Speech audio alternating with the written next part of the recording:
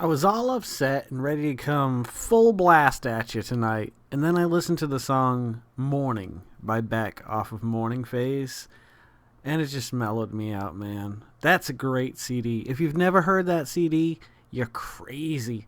That's a great CD to chill out to and put headphones on in a dark room, maybe some light changing or something like that. Oh my god. It just hits me right here.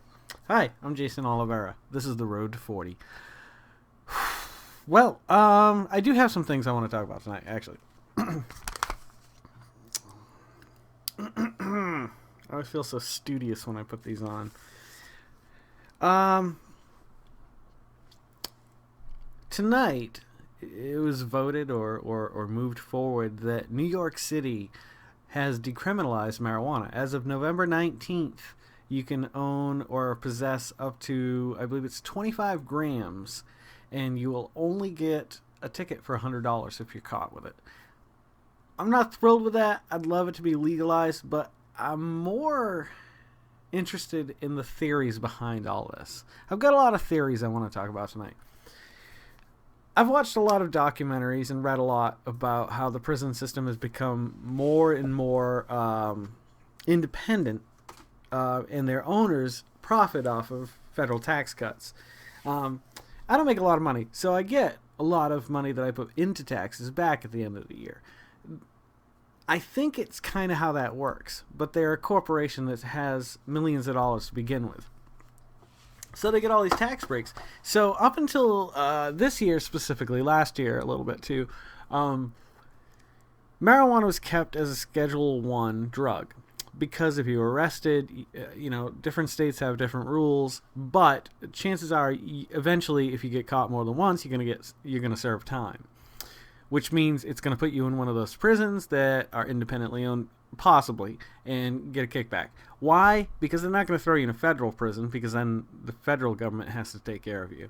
So they throw you in these independent ones. They pay them more than they would have to pay out, or less than what they would have to pay out if they opened them all federally. Are you following my logic here? So a better way to describe it is, the more McDonald's I open, the more I get taxed on. However, if I sell those franchises to other people who pay me money, then I can actually get a profit off of it. So it's this line of thinking that has always caused that. So what interests me is, you can call me crazy if you want to, but if you tell me that there's not X amount of corporations basically running this country, then I think you're crazy. I'm sorry, but that's how I feel. I do feel like corporations dictate how everything goes, from elections to politics to where the money goes to what's legal and illegal. And it's sad that we've gotten to this state of affairs. However, what is happening right now?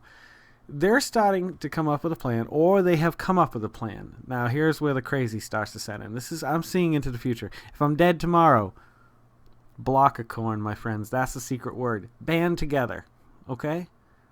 Don't let me die in vain.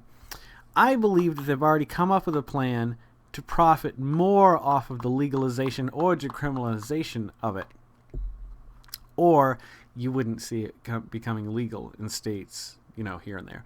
The Pacific Northwest is a test. It's a test region, from how I feel. And all these other locations, liberal areas, conservative areas, to see how much money they can profit within, 5 to 10 years. That's why I think it's still going to be another 5 years before it's all either illegal again or legal again, because I think they're going to learn one way or another. Like they do these test studies. Like you go to the mall. This hasn't happened to me in probably 20 years. But I remember at the Taunton Galleria Mall, they used to pull you into these little rooms that show you a trailer for a movie or talk to you about something or have you read something. Then you give your opinion or your view on it, and what do you get for it? It's either money or a gift certificate to one of the stores at the mall. So, and sometimes they'd feed you too. So if you're young, that's the demographic that they're looking to test. They want to see where the future lies. Because, if I look back on my life, yes, some things have changed. Religion, in my opinion, has changed a lot. whereas politics haven't. I've always kind of felt the way I've felt about the way I think this country should move, the direction it should progress in. And that makes sense that you would be testing an audience who has that same mentality, that at 18, 19, 20, 21, 25, this is how they feel. There's a good chance they're going to feel that way 20 years from now. So they're looking 20 years into the future. They do these tests. And I think these are the tests you're starting to see on the general public. Marijuana has gotten to this point in our society where it's not heroin, it's not crack, it's not killing people, it's not killing brain cells. Like, people are becoming more and more aware that this is not a dangerous drug. It's a plant that can be used for multitudes of things. And now I think the fact that people are becoming aware of the fact that we've suppressed the use of it when it could be saving us money, saving us trees, saving us all kinds of things, that they're like, okay, well, we better come clean now and let's start legalizing this thing. Let's see how we can make money off of it now. And that's kind of how I feel. That's why when I see, city after city, state after state starting to either decriminalize or all in all, legalizing it, I have to wonder how much of a test it is by those corporations who are making the money now. The pharmaceuticals, certainly. I'm sure Walmart's got a hand in it. Big Tobacco, undoubtedly. They realize that they've lost more and more money every year over the last, 10, 15, 20 years because people realize, holy shit, this stuff's really, really bad for me. Don't smoke cigarettes, kids. It's bad. I know, it's tough. It took me being sick 3 days to kick the habit. I didn't have one for 3 days, and my wife put her foot down and said, nope, I'm not showing you where that pack is. I said, well, I'll just go buy a new pack. And I went to the gas station, and I got out of my car. I was going in all angry and huffy-puffy, and I haven't had a cigarette in 3 days. I've been sick. I'm going to go buy them. And then I got to the door, and I just stopped. I remember, I was just like, I think I still went in to get something afterwards, but I was just like, dude, don't be an idiot. You're over the worst part of the hurdle. If you can get past this, just keep going, man. And that little voice guided me, the next 10, 12 years. I still say, to some degree, I miss the habit. The habit is still part of me. Like, I'd still love to be able to just smoke butts. But that shit's horrible for you, so don't do it. Don't listen to me. You're not going to listen to me. Anybody who's like me who listens to this probably isn't going to listen to me when it comes to that if they still smoke butts. I'm just saying. So, how are they going to make money off of us? They're going to package it, obviously. They're going to hire people, most likely people who are immigrants, illegal immigrants, to tend to the hard labor. They're going to pay them barely enough to get by. So they're already making money there. Then they're going to up the cost of it, which technically they could reduce the cost drastically, because right now it goes from growers, South America or Canada or wherever. Then you got to get it to distributors through dealers, so on and so forth. So that chain of events passes hands so many times that the danger of it falling into or getting caught doing it, the risk goes way up. So each person has to get paid along that line. Now, if we started growing it here, manufacturing it, packaging it, and selling it here, the amount of money that whoever runs that company is insane. It's astronomical. Think about the alcohol industry. How much it is for a good bottle of like vodka or something. You know what I mean? Johnny Walker Blue, $200 a bottle. Like, really? So, we continue to drink our livers into submission. And I'm not going to say I don't drink a lot. Yet, there's this miracle drug out there that, sure, you shouldn't inhale burning plant matter. That's very true. You shouldn't do that. However, it's still probably 100 times safer than drinking a white Russian. I'm really a walking contradiction. I'm just a dick.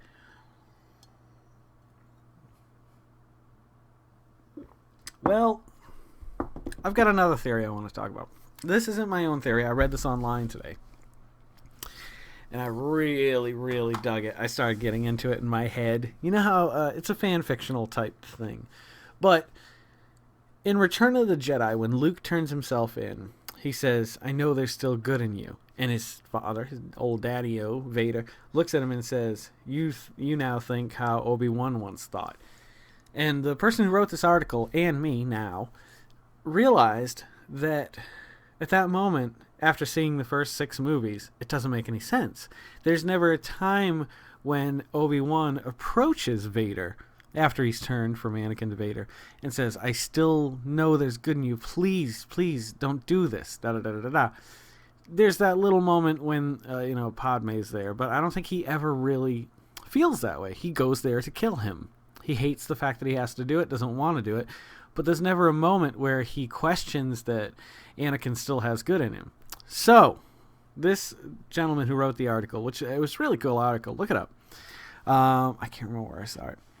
Said that means likely at some point. Okay, also Vader on the Death Star. Sorry, on episode 4, when he said, "I feel a presence I haven't felt since." It seems like it was a very epic moment. Sure, you could be talking about Mustafa. But what if it was another event? What if it takes place during the cartoon Rebels? Rebels is already a really good show. You guys should really check it out. You should be watching the Clone Wars if you haven't seen them. Watch that whole series. Chronologically, you could actually do The Phantom Menace, the Clone Wars, or Attack of the Clones, then the Clone Wars, then Revenge of the Sith, then Rebels, until its completion, and then episode 4. Because everything that happens Rebels happens between episode 3 and 4. I'm not sure the exact timeline, but obviously Vader's around. Luke is either a baby, or he could be anywhere between a baby and when you first see him in A New Hope. So they have a long period that they could work with there. And it's really well written and acted, I think, personally. It's aimed at kids, but there's definitely a smart development team behind it, because it's definitely reels in some of the classic fans. And the music is just on par with all the movies. It's so good. And that's a huge part of Star Wars, is the music. Even if you don't know it, it is.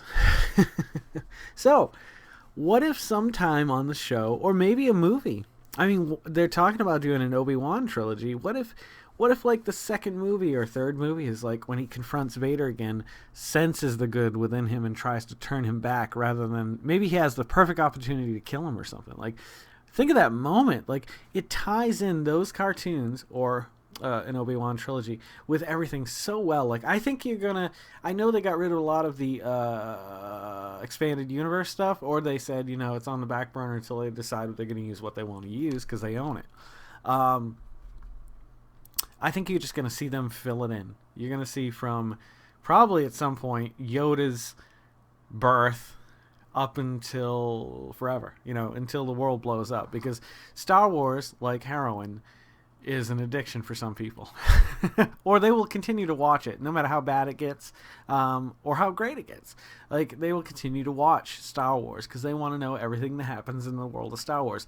I haven't read all the books or the books that came out, and I'm glad now that I did. I was waiting for some reason. In my nerdliness, I thought, you know what, I want to wait about 10, 15, 20 years. Then I'll go back, and I did read The Heir to the Empire, of that series, the Thrawn series, written by, he was actually at Mysticon, or he's going to be at Mysticon this year or last year. I can't remember. I can't remember his name. Anywho, he wrote that first trilogy, and I thought it was fantastic. I went back and I read it maybe about 2 or 3 years ago again, just because I wanted to hear it again, or read it again, rather.